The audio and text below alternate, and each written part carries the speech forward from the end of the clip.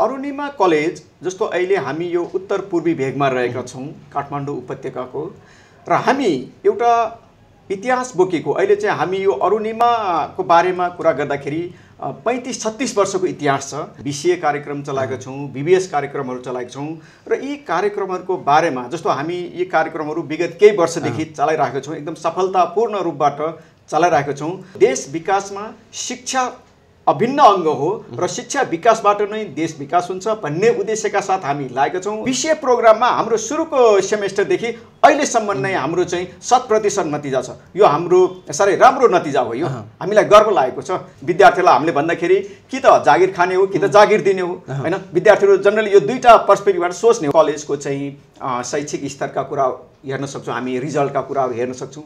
त्यो कलेजमा चाहिँ इन्भल्भ भएका चाहिँ मान्छेहरू कस्ता मान्छेहरूले चाहिँ चलाइरहेका छन्, त्यसको व्यवस्थापन समिति कस्तो छ, त्यसका चाहिँ अरू स्टेक होल्डर कस्ता छन्, त्यो गर्न सकियो। अर्को कलेजको वातावरण नै हेर्न सकियो।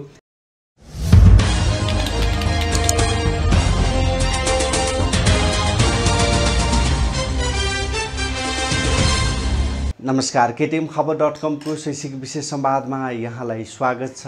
म श्याम कार्की र शैक्षिक विशेष संवादलाई विशेष रूपमा जोड्नको लागि आज हाम्रो साथमा हुनुहुन्छ बौद्धमा रहेको अरुणिमा कलेजका क्याम्पस प्रमुख केशव प्रसाद जोशी सर आज हाम्रो साथमा हुनुहुन्छ। अरुणिमा कलेज यति बेला कक्षा 12 को नतिजा सार्वजनिक भएसँगै ब्याचलर्स तहको नयाँ भर्नामा विद्यार्थीहरूलाई सहभागी गराउनतर्फ केन्द्रित भइरहेको छ। उक्त मानेमा विद्यार्थीले अरुणिमा कलेज किन छनौट गर्ने भन्ने विषयमा आज हामीले मूलतः छलफल गर्नेछौँ। अब क्रममा उहाँसँग कुराकानी गर्छौँ। सर, यहाँलाई स्वागत छ। हस्, धन्यवाद। नयाँ भर्नामा यहाँहरू केन्द्रित हुनुभएको छ। अहिले हामी नयाँ भर्नामा लागेका छौँ। विद्यार्थी अभिभावकको पहुँचमा पुग्नको लागि अरुणिमाको गतिविधि के छ सर अहिले? हामीले अरुणिमाको मुख्य उद्देश्य भनेको नै हामीले जे कार्यक्रमहरू सञ्चालन गरेको छौँ ती कार्यक्रमहरू चाहिँ अभिभावक र विद्यार्थीको पहुँचमा हुनुपर्छ भन्ने हाम्रो मान्यता नै हो।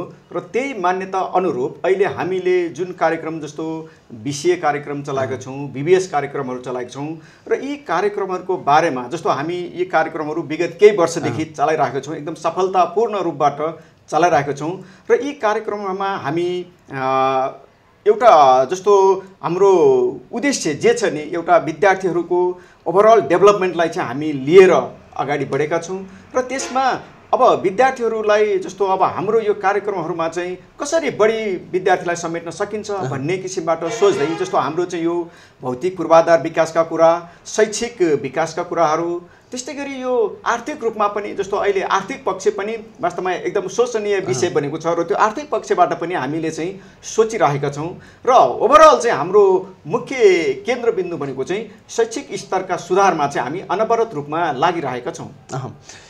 एउटा विद्यार्थीले अरुणिमा कलेज चयन गर्नु पर्यो भने उसले कस्तो कलेज भनेर बुझ्ने सर, के भन्नुहुन्छ? भेगे हिसाबमा यहाँको उपस्थिति के छ? यहाँको क्वेसन राम्रो क्वेसन सोध्नुभयो।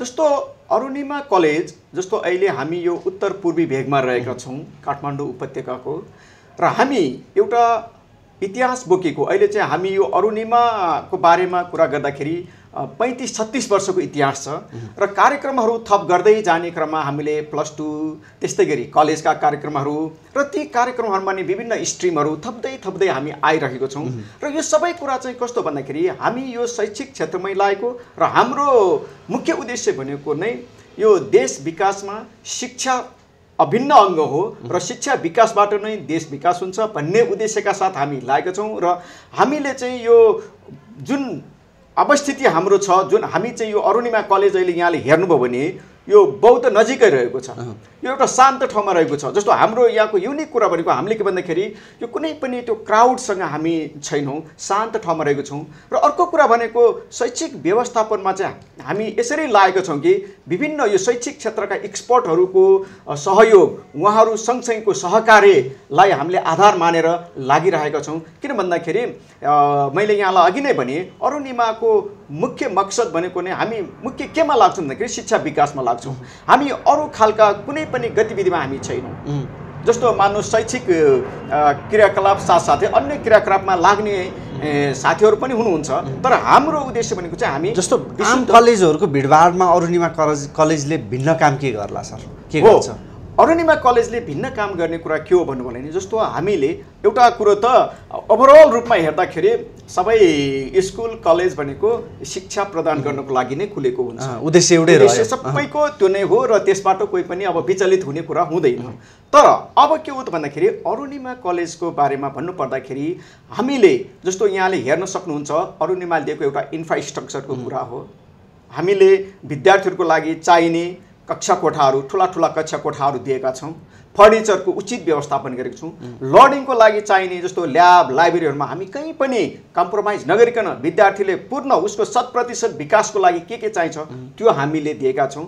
त्यस्तै गरी प्लेग्राउन्डको लागि हामीसँग प्रशस्त एरिया छ, प्लेग्राउन्ड पनि छ र यहाँको जस्तो वातावरण शैक्षिक वातावरणमा चाहिँ हामीले पूर्ण रूपमा एउटा शैक्षिक वातावरण व्यवस्थित गरेर गएका छौँ र त्यसको साथसाथै अरुणिमाले जति पनि कार्यक्रमहरू चलाएको छ यी कार्यक्रमहरूको नतिजा हेर्नुभयो भने त्यो साह्रै सन्तुष्ट खालको छ र त्यो नतिजा चाहिँ हाम्रो लागि गर्व पनि बनेको, गर्व लाग्दो नतिजा चाहिँ हामीले अनवरत रूपमा ल्याइरहेको छौँ जुनसुकै कार्यक्रममा नि। जस्तो यहाँ अहिले भर्खरै यहाँ हामी अब यो BCA र BBS का कुरा गर्दैछौँ। अब BCA प्रोग्राममा हाम्रो सुरुको सेमेस्टरदेखि अहिलेसम्म नै हाम्रो चाहिँ 100% नतिजा छ। यो हाम्रो साह्रै राम्रो नतिजा हो, यो हामीलाई गर्व लागेको छ।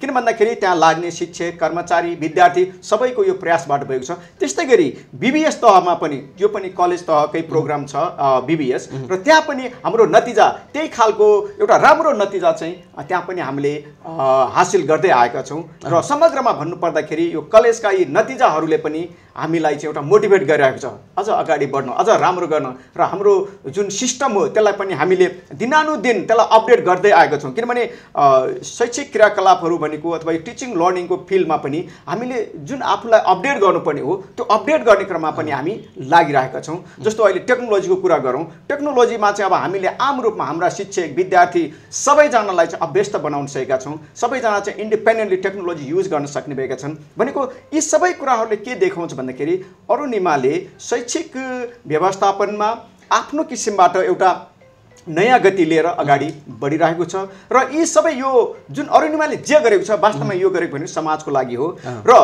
अरुणिमाले यी गतिविधिका साथसाथै जस्तो हामी चाहिँ कर्पोरेट सोसल रेस्पोन्सिबिलिटी पनि छ हाम्रो छ। हामी विभिन्न ठाउँका चाहिँ विद्यार्थीहरू विद्यालयहरू विभिन्न समुदायहरूसँग हाम्रो सहकार्य पनि भइरहेको छ र हामीले गर्न सक्ने जस्तो यहाँबाट दिन सक्ने सर्भिसहरू हामीले प्रोभाइड गरिरहेको पनि हुन्छौँ। किन भन्दाखेरि हामी केमा विश्वास गर्छौँ भन्दाखेरि जस्तो कुनै एउटा संस्था मात्रै बनेर हुँदैन। हामीले त यो देश बनाउनको लागि र शैक्षिक स्तरलाई उन्नति गर्नको लागि धेरै संस्थाहरू चाहिँ सँगसँगै लागेर अघि बढ्नुपर्छ। त्यो हुँदाखेरि नै देशले राम्रो एउटा शिक्षा नीति पाउनेछ, राम्रो शिक्षा पाउनेछ र देश चाहिँ राम्रो एउटा अथवा यो देशका सबैजना राम्रोसँग शिक्षित हुनु भनेको वास्तवमा देशको उन्नति हुनु हो।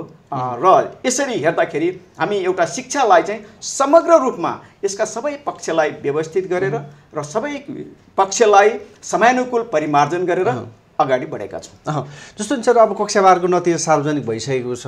जो विद्यार्थीहरूले कक्षा 12 उत्तीर्ण गरे उहाँहरूले विद्यालय तहको पढाइ सकाउनु भएको छ र अब विश्वविद्यालय तहको अध्ययनको लागि एउटा ढोका खुल्ला भएको छ।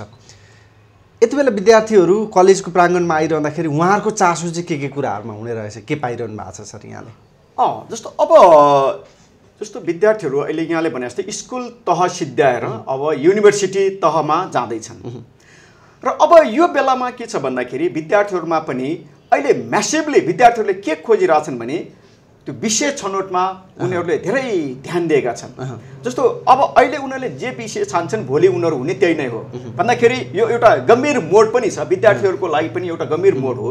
जस्तो अहिले म्यानेजमेन्ट छान्ने विद्यार्थी भनेको उसले बेसिकली उसले के सोचेको हुन्छ भने भोलि कतै गएर चाहिँ कतै जब मार्केटमा जाने, त्यहाँ कतै म्यानेजर हुने होला, ब्याङ्किङ सेक्टरमा जाने होला, इन्सुरेन्स सेक्टरमा जाने होला, कुनै पनि फिनान्सियल इन्स्टिट्युसनमा जाने सोच बनाएको हुन्छ अथवा एन्टरप्रेन्योरसिप डेभलप गरेर जस्तो भनौँ न अहिले भनेको हामीले बेसिकली विद्यार्थीलाई हामीले भन्दाखेरि कि त जागिर खाने हो कि त जागिर दिने हो हैन। विद्यार्थीहरू जनरली यो दुईटा पर्सपेक्टिभबाट सोच्ने हो। अहिलेका विद्यार्थीहरू भनेको नै उनीहरूले के हो त भन्दाखेरि उनीहरू जाने भनेको कि त कतै गएर स्टेट भएर आफू जागिर खान्छन् कि त भने त्यो जब क्रिएट गर्ने पनि उनीहरूले नै हो भन्दाखेरि यो दुईटै क्षेत्रमा उनीहरू एकदम हामीले पनि विद्यार्थीलाई काउन्सिलिङ गर्दा कुराकानी गर्दा हामी यस्ता कुराहरू पनि सोध्छौँ। हामीलाई नि रमाइलो लाग्छ, कतिपय विद्यार्थीहरू म जागिर खान्छु भने कति होइन म त जब क्रिएट गर्छु भन्छन्। वास्तवमा अहिले यो खालको कुरा पनि छ। यो भनेको के भन्दाखेरि विद्यार्थीहरू चाहिँ यो बेलामा अलिक बढी यो विषय छनौटमा अलिक बढी केन्द्रित भएका छन् र उनीहरूले आफ्नो भविष्य हेरिराखेका छन्, म कता जाने। र हामीसँग पनि यहाँ काउन्सिलिङमा आउँदाखेरि पनि उनीहरूले जस्तो विद्यार्थीहरूको कुरा भनेको अब व्यवस्थापनका हुन त हामीले त्यहाँ दुईटा प्रोग्राम चलाएका छौँ, एउटा व्यवस्थापन अन्तर्गत BBS छ र अर्को यता मानविकी अन्तर्गतको BCA प्रोग्राम छ र यी दुईटा कार्यक्रम हामीले बेसिकली दिएका छौँ। तर विद्यार्थीहरू आउँदाखेरि हामीसँग त यहीँ पढेका विद्यार्थीहरू र अन्तका विद्यार्थीहरू आउँदाखेरि उनीहरूलाई हामीले काउन्सिलिङ गर्दाखेरि उनीहरूको रुचि नै सोध्छौँ हामीले र उनीहरूले भोलि जान खोजेको फिल्ड सोध्छौँ र त्यसको आधारमा नै काउन्सिलिङ गर्छौँ। र विद्यार्थीहरूको अधिकांशको अहिलेको रुचि चाहिँ कस्तो देखिन्छ भने एउटा त यो व्यवस्थापनका विषयहरूमा पनि राम्रो रुचि छ, अर्को यतापट्टि यो टेक्नोलोजी IT सेक्टरमा पनि एकदम राम्रो रुचि देखाएको छ र धेरै विद्यार्थीहरू जाने भनेको फेरि यही दुईटा ठाउँ बनेको छ अहिले। र यसले के देखाउँछ भन्दाखेरि विद्यार्थीहरूले आफ्नो डेस्टिनेसन आफ्नो करियर चाहिँ यो दुईटा ठाउँमा चाहिँ हो भनेका छन् र हामीले पनि विद्यार्थीहरूलाई सरसर्ती भन्दाखेरि यिनै कुराहरू भनेका हुन्छौँ। जस्तो सर अरुणिमा भएको दुईटा फ्याकल्टी जुन BBS र BCA यहाँले ल्याउनु भएको छ। BBS भनेको विद्यार्थीहरूले आम बुझाइमा उहाँले केही हदसम्म बुझ्नु भएको छ सर। BCA मा अलिकति क्युरियोसिटी रहन सक्ला, विषय किन पढ्ने अथवा यसको कालान्तरमा गएर उहाँहरूलाई पाउने शैक्षिक उपलब्धि के भन्ने खालको कुराहरू पनि रहला, के भन्नुहुन्छ यहाँ? साह्रै राम्रो क्वेसन गर्नुभयो यहाँले। जस्तो के छ भने BBS अलि पहिलादेखि चलिराखेको प्रोग्राम पनि हो। BCA प्रोग्राम चाहिँ रिसेन्टली आएको प्रोग्राम हो। जस्तो मानौँ न सुरुका केही वर्ष त 1-2 वर्ष त कति विद्यार्थीले यो कुरै बुझेनन्, प्यारेन्ट्सहरूले बुझ्न सक्नु भएन अथवा इभन हामीले पनि त्यो विषयमा धेरै बुझ्ने मौका पाएका थियौँ। तर अब अहिले बिस्तारै आएर के भएको छ भने त्यो BCA प्रोग्राममा पनि विद्यार्थीहरूको अभिभावकको सबैको एउटा क्रेज बढेको छ, किनभने यो IT बेस्ड प्रोग्राम भयो। त्यसले गर्दाखेरि अहिले IT सेक्टरको जुन डेभलपमेन्ट जसरी भइरहेको छ नि, यो दिनानुदिन त्यसको डेभलपमेन्ट जसरी भइरहेछ त्यसले के गरेछ भन्दाखेरि विद्यार्थीहरूलाई पनि अब यो IT सेक्टरमा लाग्नुपर्छ भन्ने छ। अर्को कुरा भनेको अहिले यो IT सेक्टर चाहिँ यस्तो भयो, जस्तो यो कोरोनाकै फेजको यो कोरोनाकै अवधिमा पनि भनौँ न IT सेक्टरमा राम्रो काम जानेका स्किल भएका व्यक्तिहरूलाई जब मार्केटले त्यो बेलामा पनि राम्रोसँग चाहिँ उनीहरूले जब पाइरहे भनेपछि यो IT सेक्टरको विकास चाहिँ दिनानुदिन यसरी बढिरहेको छ र अझै केही वर्ष त यसको कुनै अल्टरनेट पनि छैन। भनेपछि यसले एउटा के गरेको छ भने IT सेक्टरले एउटा आशा जगाएको छ। त्यसले गर्दाखेरि यो क्षेत्रमा अथवा यो IT को सेक्टरमा विद्यार्थीहरूको पनि ठुलो रुचि रहेको छ। जस्तो अब BCA को बारेमा भन्नुपर्दा यो BCA चाहिँ यो मानविकी संकाय अन्तर्गत त्रिभुवन विश्वविद्यालयले चलाइरहेको कार्यक्रम हो। कतिको महँगो छ सर? अब यो कार्यक्रमको बारेमा भन्नुपर्दाखेरि अब कस्तो छ भन्दाखेरि कार्यक्रम महँगो र सस्तो भन्ने कुरा चाहिँ त्यहाँ दिने सुविधाका कुराहरूले कुनै पनि संस्थाले कुन खालको सुविधा दिएको छ र त्यो प्रोग्रामलाई चाहिँ अब कति व्यवस्थित गरेको छ र त्यहाँ के कस्ता खालका चाहिँ जस्तो मानौँ न व्यवस्थापनमा जस्तो शैक्षिक व्यवस्थापनदेखि लिएर यो भौतिक व्यवस्थापन यी सबै कुरामा कस्तो जस्तो मानुस यसको लागि ल्याब नै हामीले दुईवटा दिनुपर्छ। एउटा हार्डवेयर ल्याब हुन्छ, एउटा सफ्टवेयर ल्याब हुन्छ, क्लासरुम सेटिङका कुराहरू हुन्छन्, यी सबै कुरा र त्यसको साथसाथै अब कोर्सका कुरा त एउटा अब कोर्सका अतिरिक्त जानुपर्ने कुराहरू पनि हुन्छन्। जस्तो योसँग रिलेटेड इन्टर्नका कुराहरू हुन्छन् अथवा विद्यार्थीहरू चाहिँ विभिन्न सफ्टवेयर कम्पनीमा गएर सिकाउनु पर्ने कुराहरू हुन्छन्। त्यसले गर्दाखेरि यो हेर्दाखेरि चाहिँ अलिकति कस्टली प्रोग्राम हो र जस्तो मानौँ न जनरल अरू प्रोग्रामहरू भन्दा यो जस्तो टेक्निकल प्रोग्रामहरू कस्टली नै हुन्छन्। जस्तो अब हाम्रो यहाँ कन्टेक्स्टमा हुनुहुन्छ भने हामीले यो कार्यक्रमको लागि 6,80,000 चाहिँ यो फी राखेका छौँ।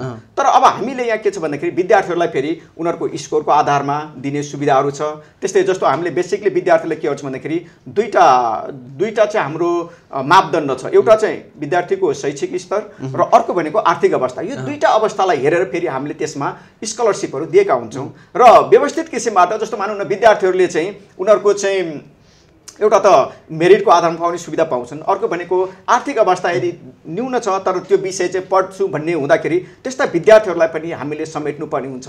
त्यसले गर्दाखेरि हामीले यो अफोर्डेबल एउटा स्ट्रक्चर चाहिँ लिएर अगाडि बढेका छौँ। जस्तो सीमित सिटमा यहाँले भर्ना लिनुहुन्छ कि BCA को लागि अथवा के छ? हो, BCA मा हामीले जम्मा 35 जना भर्ना लिन्छौँ। जस्तो अहिले हामीसँग कोटा भनेको 35 जना कोटा हो। जस्तो अहिले हाम्रो भर्ना चलिराखेको छ र हामी लगभग त्यो 35 को हाराहारी पुग्न लागिसकेको छौँ। हामी अब सीमित सिट मात्रै छन्, किन भन्दाखेरि यो वर्ष चाहिँ विद्यार्थीहरूको जुन यो विषयमा क्रेज इन्ट्रेस्ट चाहिँ यति जागेको छ कि अरूमा भन्दा पनि यसमा बढेका छन्। जस्तो 2-3 वर्षको लगातार यो जुन हामीले चाहिँ सिम्याट टेस्टमा हेर्ने हो भने यो वर्ष अधिक मात्रामा विद्यार्थीहरू चाहिँ यसको अथवा BCA को सिम्याट दिएका छन्। त्यसले गर्दाखेरि हामी अहिले भर्नामा छौँ र केही सीमित सिटहरूमा चाहिँ हामी अहिले भर्ना लिँदैछौँ। अधिकांश सिट चाहिँ अहिले हाम्रो पूर्ण भइसकेको पनि छ।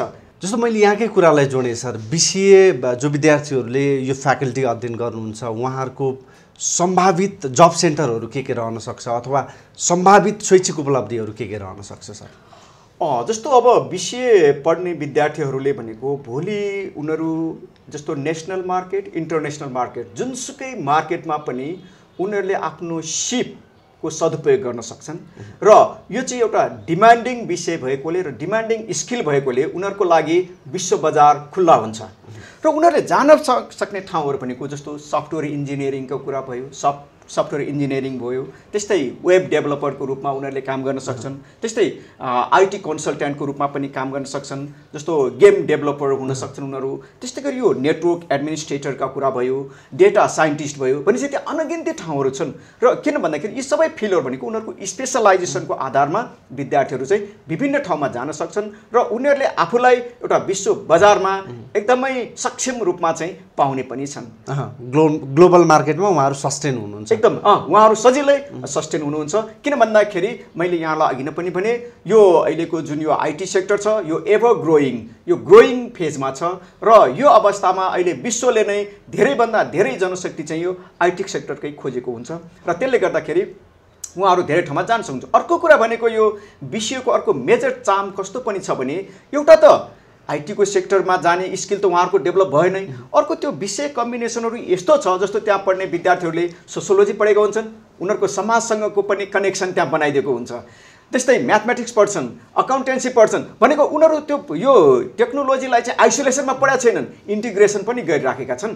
जस्तो अन्तिम यो उतिर सेमेस्टरतिर पुगेपछि उनीहरू इभन साइकोलोजी पढ्छन्, भनेको यसले चाहिँ के गर्न खोजेको छ भने अहिले यो BCA कार्यक्रमले चाहिँ वास्तवमा यो पढाइलाई चाहिँ समाजसँग पनि एकदमै नेटवर्किङ गरिरहेको छ अथवा टेक्नोलोजी र यो सोसाइटीको बिचमा चाहिँ राम्रो कनेक्सन दिने खालको प्रोग्राम छ। त्यसले गर्दाखेरि यो सेक्टरका विद्यार्थीहरू अथवा जो BCA पढेका विद्यार्थी हुन्छन् उनीहरूले भोलि समाजमा एकदम राम्रो स्थान पाउँछन् र उनीहरूले समाजलाई एउटा राम्रो डिरेक्सनमा लाने र समाज विकासमा लाग्ने राम्रो मौका पाउनेछन्। जस्तो सर अब एउटा विद्यार्थीले ब्याचलर्स तहको पढाइलाई अथवा यसको अध्ययनको लागि जो विद्यार्थीहरू सुरुवाती वर्षमा उहाँहरूको सार्मिङ रहन्छ, अन्तिम वर्षसम्म पुग्दाखेरि धेरै विद्यार्थीहरूले पढाइ छाडिसकेको अवस्था पनि देखिएको छ सर। एउटा विद्यार्थीले ब्याचलर्स तह अथवा युनिभर्सिटी तहको अध्ययनलाई कसरी बुझ्ने सर? के लाग्छ यहाँको अनुभवले के बताउँछ?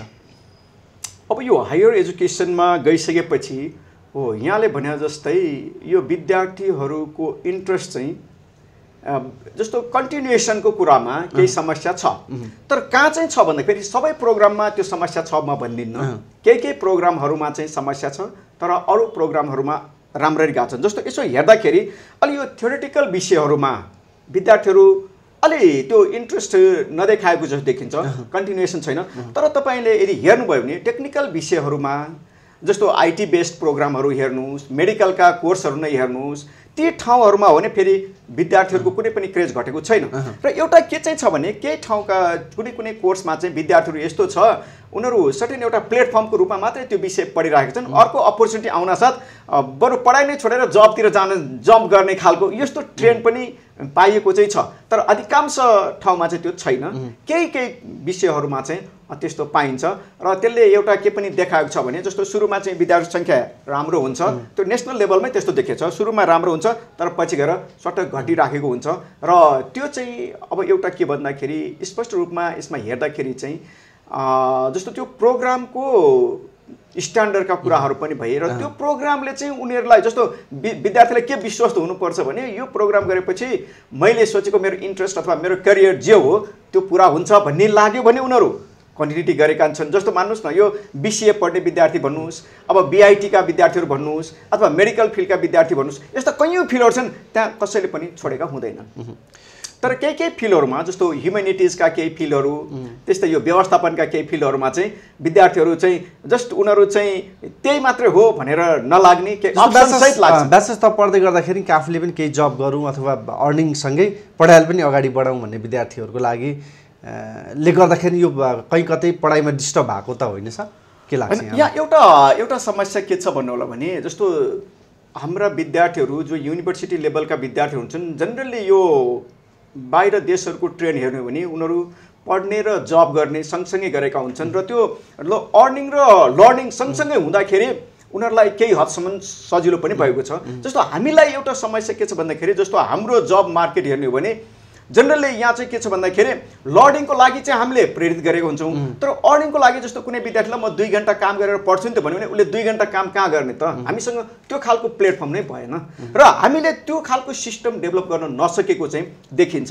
र विद्यार्थीले अब काम गरेर पढ्छु भन्दाखेरि उसले फुल 8 आवर्स नै काम गरिरहनु परेको हुन्छ कि पुरै कामतिर लाग्नु पर्यो कि त पुरै पढाइतिर लाग्नु पर्यो, यो खालको स्थिति छ। त्यसले गर्दाखेरि हामीले चाहिँ यदि यो जब मार्केटको मोडालिटीलाई चेन्ज गर्ने हो र विद्यार्थीहरूलाई चाहिँ के भन्दाखेरि पढाइको सँगसँगै यो कमाइमा पनि यो इन्कमको लागि पनि केही प्रेरित गर्ने हुन्छ, हामीले यो जब मार्केटलाई चाहिँ रिमोडलिङ गर्न सक्यौँ, रिफ्रेमिङ गर्न सक्यौँ र त्यो कुरामा ध्यान दियौँ भने वास्तवमा यो विद्यार्थीहरूले बिचमा पढाइ छोड्ने कुरा पनि त्यो एकदमै घट्छ। किन भन्दाखेरि यहाँ मेजर कुरा भनेको त पहिलो कुरो त लाइभलीहुडको कुरा हो। जस्तो मानुस नि काठमाडौँकै कुरा गर्नुहुन्छ अथवा ठुला ठुला सहरमा कुरा गर्नुहुन्छ भने विद्यार्थी त्यहाँ सर्भाइभ गर्नु पनि एउटा च्यालेन्जिङ कुरा छ र यदि उनीहरू सर्भाइभल प्रब्लम हुँदाहुँदै अब त्यो लर्निङतिर जाने भन्ने कुरो त झन् इम्पोसिबल कुरा भयो। त्यसले गर्दाखेरि यसमा चाहिँ के भने शिक्षालाई व्यवस्थित गर्नको लागि र विकास गर्नको लागि अन्य क्षेत्रहरू पनि सपोर्टिभ हुँदै जानुपर्छ। त्यो भयो भने वास्तवमा अघि यहाँले निकाल्नुभएका जुन त्यो समस्याहरू छन् पढाइलाई बिचमा छोड्न पर्ने कुराहरू त्यो अवश्य पनि घट्छ र हट्नै पनि सक्छ त्यो। अब यतिखेर विद्यार्थी अभिभावकको चासो कलेज चयन गर्ने कुराहरूमा विशेष छनौट गर्ने कुराहरूमा केन्द्रित भएको छ सर। अब कलेजको सङ्ख्या दिनानुदिन बढ्दो रूपमा रहेको छ, सबैले गुणस्तरीय शिक्षा दिन्छौँ भनेकै छन् सर। यो परिप्रेक्ष्यमा विद्यार्थीले कलेज अथवा विषय चयन कसरी गर्ने सर? अब यस्तो हो, कस्तो हुन्छ भन्दाखेरि अब वास्तवमा यो क्वालिटीको कुरा भनेको अलिकति भेग नै कुरा हो, तर यो क्वालिटीलाई टेस्ट गर्ने केही इन्डिकेटरहरू पनि छन्, त्यो नभएको त होइन। त्यसले गर्दाखेरि हामीले के भन्दाखेरि त्यो क्वालिटीका इन्डिकेटर सर्टेन इन्डिकेटर लिएर हामी छिर्नु पऱ्यो। कुनै पनि कलेजमा छिर्दाखेरि ती इन्डिकेटर सहित जाने। जस्तो अब इन्डिकेटर भनेको के छ भन्दाखेरि मान्नुहोस् न त्यो कलेजको चाहिँ शैक्षिक स्तरका कुरा हेर्न सक्छौँ, हामी रिजल्टका कुराहरू हेर्न सक्छौँ। त्यो कलेजमा चाहिँ इन्भल्भ भएका चाहिँ मान्छेहरू कस्ता मान्छेहरूले चाहिँ चलाइरहेका छन्, त्यसको व्यवस्थापन समिति कस्तो छ, त्यसका चाहिँ अरू स्टेक होल्डर कस्ता छन्, त्यो गर्न सक्यो। अर्को कलेजको वातावरण नै हेर्न सकियो, त्यसको चाहिँ ओभरअल यो भौतिक व्यवस्थापनका कुराहरू। त्यस्तै शैक्षिक व्यवस्थापनमा चाहिँ जस्तो कलेजको चाहिँ ल्याबका कुरा हुनसक्छ, लाइब्रेरीका कुराहरू हुन सक्छन्। त्यस्तै गरी फ्याकल्टिज कस्ता खालका फ्याकल्टी छन्, यी सबै यस्ता इन्डिकेटरलाई हामी लिएर यदि त्यहाँ छिर्ने हो र हेर्ने हो भने वास्तवमा क्वालिटी छ कि छैन र त्यो त्यहाँ चाहिँ जे खालको चाहिँ क्वालिटी प्रमिस गरिएको छ त्यो हो कि होइन भन्ने कुरा टेस्ट हुन्छ। त्यसले गर्दाखेरि हामीले यी कुराहरू यस्ता इन्डिकेटरलाई लिएर चाहिँ जानु पर्यो। जस्तो एउटा कलेज भनेको चाहिँ के हो त भन्दाखेरि यो समग्र रूपमा एउटा कलेज एउटा समग्र रूपमा त एउटा हुन्छ, तर त्यसको पार्टमा हामीले चाहिँ राम्रोसँग अध्ययन गर्ने हो भने यो कुराहरू चाहिँ हामी सजिलै बुझ्न सक्छौँ। विद्यार्थीहरूले यो काउन्सिलिङ पाछन् सर, के लाग्छ यहाँलाई? अब यो कुरो चाहिँ कस्तो हुन्छ भन्नु होला भने यो खालको काउन्सिलिङ वास्तवमा मलाई के लाग्दैन भने यो चाहिँ सबैले पाएका छन् राम्रोसँग यसरी गर्नुपर्छ भन्ने यो खालको मैले देख्दिनँ। जस्तो मैले पनि एउटा यो म काउन्सिलिङमा बस्छु, विद्यार्थी अभिभावकहरू आउँदाखेरि मलाई पनि एउटा एक ठाउँमा चाहिँ कस्तो लाग्छ भने जस्तो मेरो अनुभवले के देखाउँछ भने आउनुहुन्छ विद्यार्थी पेरेन्ट्स आउनुहुन्छ, उहाँहरूले सोध्नुहुन्छ फी कति छ, टक्क एक ठाउँमा उहाँहरू केन्द्रित भएको पाउँछ कि वास्तवमा यो भनेको त्यो एउटा पाटो मात्रै हो, तर त्यसलाई चाहिँ के भन्दाखेरि ओभरअल हामीले चाहिँ त्यसलाई चाहिँ मेजर पाटो बनाइरहेका छौँ। जस्तो यद्यपि यहाँकै कुरालाई जोड्नु पर्दाखेरि जस्तो अहिले कलेजको गुणस्तर एउटा फी र पब्लिसिटीलाई जोडिरहेका छन् सर। विद्यार्थी अभिभावकको बुझाइ यतातिर बढी केन्द्रित भएको छ सर, यसको असर के देखिएला सर विद्यार्थी अभिभावकमा? यहाँले भने जस्तै ठ्याक्कै अहिले के हो भन्दाखेरि यो दुईटै कुरालाई मैले चाहिँ स्पष्ट भन्नु पर्दाखेरि यो दुईटै कुरा यसको पार्ट चाहिँ हो, तर अभिन्न अङ्गको रूपमा यी दुईटा रहँदैनन्। किन भन्दाखेरि पार्ट त हो, ठिक छ, कुन शैक्षिक संस्था कहाँ छ के छ त्यसको बारेमा बुझ्नु पब्लिसिटी आवश्यक छ, शुल्कको कुरा पनि आवश्यक छ, तर के हो त भन्दाखेरि त्यहाँको हामीले चाहिँ जस्तो टिचिङ लर्निङको सिस्टम के छ त्यो हामीले बुझ्दैनौँ, त्यसको चाहिँ मान्नुहोस् अब शैक्षिक अवस्था के छ त्यो बुझ्दैनौँ, अथवा त्यहाँ चाहिँ कस्ता मान्छेहरू चाहिँ लागेर त्यो शैक्षिक संस्था चलाछन् यस्ता कुराहरू बुझ्दैनौँ भने यदि हामी त्यो दुईटा फ्याक्टरको पछाडि मात्रै दौडिने हो भने चाहिँ हामी रङ ठाउँमा पनि पुग्न सक्छौँ। यो चाहिँ मेरो रिडिङले मलाई त्यस्तो लाग्छ। अबको जोड के रहन्छ सर अरुणिमाको? अब अरुणिमाको जोड भनेको हामी चाहिँ जस्तो एउटा अब यो शैक्षिक क्षेत्रमा एउटा शैक्षिक उन्नयनको लागि अगाडि बढिरहेको छौँ। अब हामीले जस्तो यो कलेजका अन्य विविध विषयहरूलाई पनि अन्य फ्याकल्टिजहरूलाई पनि हामी जोडेर जाने क्रममा छौँ। जस्तो अहिले हामीसँग अब बीबीएस र बीसीए छ भने बिस्तारै हामी यो बीएचएमका विषयहरू त्यस्तै गरी बीबीए भयो अनि बीएसडब्ल्यू जस्ता यो ह्युमनिटिजका केही अरू विषयहरू लाई जोड्दै र अब आगामी दिनमा हामी यो अहिले चाहिँ हामी जुन यो स्नातक तहसम्मका कार्यक्रम चलाइरहेका छौँ, अब हामी बिस्तारै स्नातकोत्तर तहको कार्यक्रमहरूलाई पनि अगाडि बढाउनुपर्छ भनेर हामी लागिरहेका छौँ र चाँडै नै हामी यसको लागि पनि आफ्ना कार्यक्रमहरू नीतिसहित अगाडि बढ्दैछौँ। कुराकानीको अन्तिममा छौँ। विद्यार्थी अभिभावकको लागि यहाँको सन्देश के रहन्छ सर? सम्पूर्ण अभिभावकज्यू र विद्यार्थी वर्गलाई अरुणिमा कलेजमा भिजिट गर्नको लागि हार्दिक आमन्त्रण गर्दछु र यहाँका जुन कार्यक्रम हाम्रो बीसीए कार्यक्रम छ, बीबीएसका कार्यक्रम छन् र यी कार्यक्रमहरूको बारेमा यहाँहरूले प्रत्यक्ष रूपमा आएर बुझ्नुहुन र हामी सँगसँगै यी कार्यक्रमहरूको सहभागी अथवा यो कार्यक्रमहरूमा यहाँहरूको पनि सहभागिता होस् भन्ने हाम्रो शुभकामना छ। र म अन्तमा अर्को चाहिँ अब यो अहिले हाम्रो केटिएम खबरले जुन हाम्रो अरुणिमाको बारेमा धेरै विविध विषयहरू राख्ने जो मौका दिनुभयो र उहाँहरूले जुन यो एजुकेसन सेक्टरमा एउटा ठुलो कन्ट्रिब्युसन नै गर्नुभएको छ, म यसको लागि पनि उहाँहरूलाई हार्दिक धन्यवाद दिन चाहन्छु। यहाँ श्याम कार्कीजी र केटिएम खबरलाई पनि म यस अवसरमा एकदम हार्दिक धन्यवाद दिन चाहन्छु र उहाँहरूको यो उत्तर प्रगति होस् र शिक्षा क्षेत्रले एउटा नयाँ मोड ल्याओस् उहाँहरूको कार्यक्रम मार्फत भन्ने पनि मेरो सन्देश छ। हुन्छ सर, यो महत्त्वपूर्ण समय संवादको लागि विशेष धन्यवाद, विशेष आभार व्यक्त गर्छौँ सर हामी पनि। हस्, धन्यवाद। हस्, थ्याङ्क यू। नमस्कार सर। ओके, नमस्कार। KTM-खबर.com को शैक्षिक विशेष संवादमा आज हामीले कुराकानी गऱ्यौँ बौद्धमा रहेको अरुणिमा कलेजका क्याम्पस प्रमुख केशव प्रसाद जोशी सरसँग मूलतः अरुणिमा केन्द्रित कुराकानीलाई आज हामीले जोड्ने प्रयास गऱ्यौँ र अबको लागि भने KTM-खबर.com को इन्टायर टिमको साथबाट आजको शैक्षिक विशेष संवादबाट म श्याम कार्की पनि बिदा हुन्छु। बिदा दिनुहोस्। नमस्ते।